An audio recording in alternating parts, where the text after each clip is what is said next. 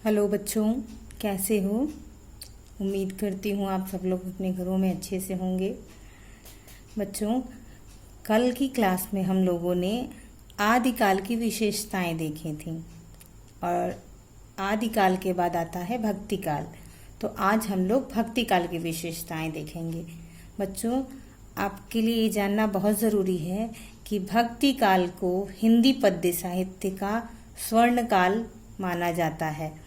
ये question high school inter में अक्सर अति लघु प्रश्न के रूप में पूछा जाता है और कभी कभी लॉन्ग क्वेश्चन में विस्तृत प्रश्न में भी पूछ लिया जाता है और इसकी विस्तार पूर्वक व्याख्या करनी होती है उसमें।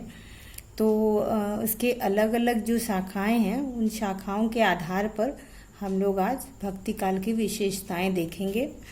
बच्चों, एक बार से आपको रिवीजन करा देती हूँ कि भक्ति काल जो था उसकी दो शाखाएं थी, सगुण और निर्गुण। सगुण वो जिसमें जो आराध्य देव है, जो ईश्वर है, उसका रंग रूप आकार है, जिसका एक चित्र हम अपने मन में बना लेते हैं। उदाहरण के लिए भगवान राम, भगवान कृष्ण, यही दो शाखाएं इसमें हुई हैं, जिसको राम भक्ति शाखा और कृष्ण भक्ति शाखा कहते हैं। तो इस भक्ति शाखा को सगुण इसलिए कहा जाता है कि जब हम इसके ईश्वर का नाम लेते हैं तो उनका एक चित्र हमारे मन में उपस्थित हो जाता है। लेकिन जो निर्गुण है, निर्गुण भक्ति शाखा, इसकी दो शाखाएं हैं, ज्ञान मार्गी और प्रेम मार्गी। इस निर्गुण शाखा में भगवान के रंग रूप आकार का कोई आधार नहीं है, उनका कोई रंग रूप आकार नहीं है। इसलिए इसकी दो शाखाएं हुई, जिसमें पहला है ज्ञान मार्गी, जिसमें ज्ञान की बातें बताई गई, और दूसरा है प्रेम मार्गी, जिसमें इस सांसारिक प्रेम के द्वारा आध्यात्मिक प्रेम की वंदना की गई है। तो बच्चों, हम इसको बारी बारी देखेंगे। सबसे पहले हम सगुण भक्ति शाखा की, राम भक्ति शाखा की विशेषताएं देखेंगे। तो राम भक्ति शाखा की विशेषताएं देख लो।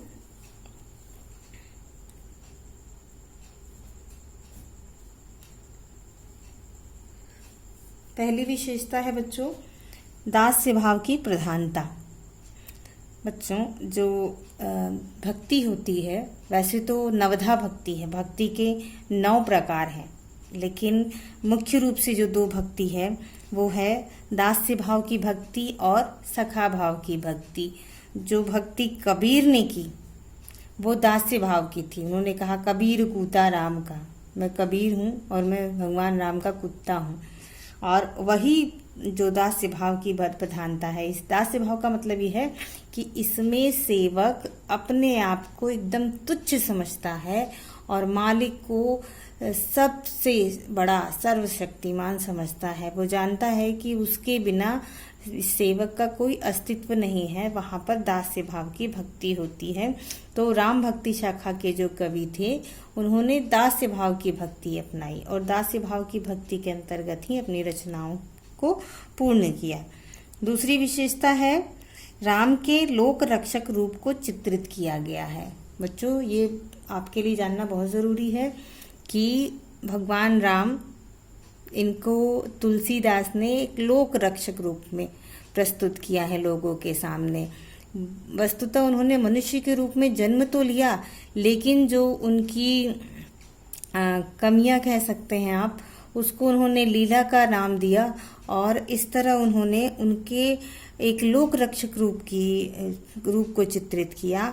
उन्होंने एक आदर्श रूप उपस्थित करना चाहा है समाज में, जिसका लोग अनुसरण करें। इसीलिए उनको पुरुषोत्तम राम कहा जाता है, जो पुरुषों में उत्तम हो। लेकिन अगर आप दूसरी जगह के, अब आपको पता होगा रामायण 100 से भी ज़्यादा प्रकार में, 100 से भी ज़्यादा भाषाओं में लिखी गई है। अलग अलग रामायणों में जहाँ भी राम का चरित्र दर्शाया गया है वो वहाँ अलग अलग प्रकार से उनको प्रस्तुत किया गया है। लेकिन इस भक्ति शाखा के जो प्रवर्तक कवि हैं तुलसीदास ने, उन्होंने इनके लोक रक्षक रूप को, पुरुषोत्तम राम को लोगों के सामने उपस्थित किया, जिससे समाज में एक आदर्श स्थापित हो सके। तीसरा है प्रबंध एवं मुक्तक काव्य। जो बच्चों, इसमें इस भक्ति शाखा में प्रबंध और मुक्तक काव्य दोनों लिखे गए। जैसा मैंने आपको आदिकाल में बताया था कि आदिकाल में भी प्रबंध और मुक्तक दोनों काव्य लिखे गए थे। इसमें रामचरितमानस, विनय पत्रिका और कवितावली इस तरह की रचनाएं आती हैं। बच्चों, जो रामचरितमानस है वो अवधी में है, लेकिन इसकी चौथी विशेषता है कि अवधी व ब्रज भाषा का प्रयोग, राम भक्ति शाखा के जो कवि थे वो अवधी के साथ साथ ब्रज भाषा का भी प्रयोग करते थे। और पांचवी और अंतिम विशेषता है समन्वय की व्यापक चेष्टा। जीवन के समन्वयवादी व मर्यादावादी रूप का उद्घाटन किया गया है। इस काल के जो कवि थे उन्होंने जीवन में एक समरसता, एक समन्वय स्थापित करने की कोशिश की है। तो ये राम भक्ति शाखा की विशेषताएं होगी बच्चों। अब हम लोग कृष्ण भक्ति शाखा की विशेषता देखेंगे। तो बच्चों, सगुण भक्ति शाखा की जो दूसरी शाखा है कृष्ण भक्ति शाखा, हम उसकी विशेषताएं देख लेते हैं। अब इसकी पहली विशेषता है कृष्ण के बाल एवं किशोर जीवन की लीलाओं का वर्णन। जैसा आपको सबको पता है कि सूरदास ने कृष्ण की बाल छवि का जो वर्णन कर दिया है वो संसार में अद्वितीय है। इन वर्णनों के कारण यह लोगों में यह विवाद है, कह सकते हैं। लोग इस बात को मानने को तैयार नहीं है कि सूरदास जन्म से अंधे हैं, क्योंकि उन्होंने ऐसे ऐसे दृश्य लिख दिए हैं, ऐसे ऐसे छंदों में उसको पिरो दिया है कि लोगों को लगता है कि पहले उनकी आंखें रही होंगी, उन्होंने देखा होगा तभी, नहीं तो बिना देखे कोई ऐसे कैसे वर्णन कर सकता है। तो बच्चों, उन्होंने कृष्ण के बाल एवं किशोर जीवन की लीलाओं का वर्णन किया है। और दूसरी विशेषता है वात्सल्य एवं श्रृंगार रस की प्रधानता। इसमें जब कृष्ण की बाल लीलाओं का वर्णन है वहां पर वात्सल्य रस, और जब गोपियों और कृष्ण के संग उनकी लीलाओं का वर्णन है वहां पर श्रृंगार रस की प्रधानता है। श्रृंगार रस बच्चों दो प्रकार के होते हैं, संयोग और वियोग, और इसमें दोनों प्रकार के श्रृंगार रस का वर्णन है। जब जब कृष्ण ब्रज में रहते हैं गोपियों के संग और माता यशोदा के संग, अपने परिवार के संग, तो वहां पे संयोग रस का वर्णन है। और जब वो उनको छोड़कर मथुरा चले जाते हैं उसके बाद पूरा वियोग का वर्णन है। तीसरी विशेषता है प्रकृति का उद्दीपन रूप में वर्णन। कृष्ण भक्ति शाखा के कवियों ने प्रकृति को उद्दीपन के रूप में प्रयुक्त किया है। उद्दीपन का मतलब ऐसे समझ लो कि प्रकृति में जो भी कुछ नया बदलाव होता है, जब मौसम बदलता है तो उसमें जो बदलाव होते हैं उससे जो नायिका है, जो विरह की नायिका है, उसको कितना कष्ट होता है या उसको कैसा लगता है उस समय प्रकृति में बदलाव के साथ साथ उसका दुख कैसे बढ़ता जाता है, इन सब चीजों का इसमें वर्णन है। और अंतिम विशेषता है दास्य एवं सखा भाव की भक्ति। मैंने बताया कि आदिकाल में दास्य भाव की भक्ति थी और राम भक्ति शाखा में भी दास्य भाव की भक्ति थी, लेकिन कृष्ण भक्ति शाखा में दास्य एवं सखा दोनों भाव की भक्ति है। इसमें सखा भाव क्या है आपको बता दूं, दास्य भाव तो बता दिया। सखा भाव वो है कि हम जिसमें भगवान को या अपने आराध्य को अपने मित्र के समान मानते हैं, उनसे अपना सुख दुख कहते हैं, उनसे शिकायत भी करते हैं, उनसे कभी नाराज भी हो जाते हैं। जैसा व्यवहार व्यक्ति अपने मित्र के संग करता है, अपने सखा के संग करता है, वैसा ही व्यवहार जब व्यक्ति अपने आराध्य के संग करने लगता है तो उसको सखा भाव की भक्ति कहते हैं। और कृष्ण भक्ति शाखा के कवियों ने दास्य एवं सखा दोनों प्रकार की भक्ति का प्रयोग किया है। बच्चों, अब जो दूसरी शाखा है निर्गुण भक्ति शाखा, उसकी पहली शाखा ज्ञान मार्गी भक्ति शाखा की विशेषताएं देखेंगे हम। इसमें पहला है ईश्वर के निराकार रूप की उपासना। जैसे पहले ये बता दिया गया आपको कि ये निर्गुण भक्ति शाखा का प्रकार है ज्ञान भक्ति शाखा, यानी इसमें ईश्वर का कोई रंग रूप आकार नहीं है। दूसरा है एकेश्वरवाद में आस्था। इस काल के जो कवि हैं उन्होंने कभी ये नहीं कहा कि ईश्वर के कई रूप हैं। उन्होंने कहा कि दुनिया में जितनी भी चीजें हैं सब उस एक ईश्वर की ही देन है। उस एक ईश्वर ने हम सबको बनाया है, इसलिए धर्म जाति और लिंग के आधार पर, रंग रूप के आधार पर किसी में भेदभाव नहीं होना चाहिए। सबको बनाने वाला वो ईश्वर एक है।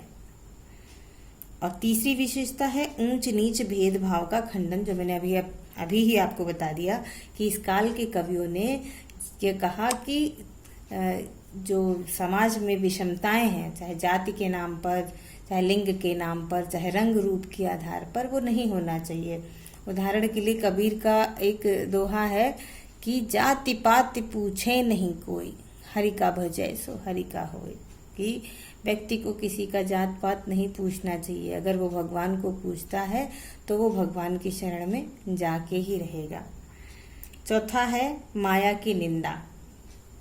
माया को लगभग सभी भक्तिकालीन कवियों ने माया की आलोचना की है, क्योंकि उनको लगता है कि माया ही वह वस्तु है जो व्यक्ति को मोक्ष प्राप्ति में बाधा उत्पन्न करती है, व्यक्ति की मोक्ष प्राप्ति में। इसलिए लगभग भक्ति काल के हर कवि ने माया की निंदा की है। कबीर ने कहा माया महाठगनी हम जानी। माया जो है वो महाठगनी है, वो लोगों को इस सांसारिक जीवन से बांध के रखती है, जिस कारण व्यक्ति को मोक्ष की प्राप्ति नहीं हो पाती या ईश्वर की प्राप्ति नहीं हो पाती। पांचवा और अंतिम विशेषता है सदुक्कड़ी भाषा, जिसको पंचमेल खिचड़ी भी कहते हैं। ज्ञान भक्ति शाखा के कवियों ने सदुक्कड़ी और ज्ञान पंचमेल खिचड़ी का प्रयोग किया है।